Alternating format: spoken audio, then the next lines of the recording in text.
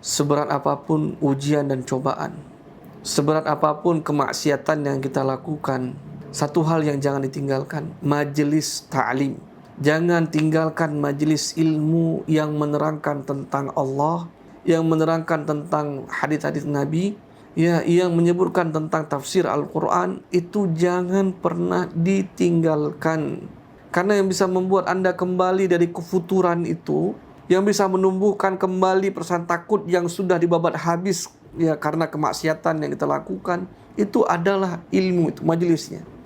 Kalau kata dia istiqamah dalam majelis tersebut, man jahada fina lanahdiyannahum subulana. Barang siapa yang bersungguh-sungguh, Allah akan berikan petunjuk kepadanya. Tapi andai kata kita telah berpaling dari majelis ilmu, majelis zikir, dan di sana mereka mengingat Allah, yang berpaling dari masjid-masjid, maka jangan harap sulit.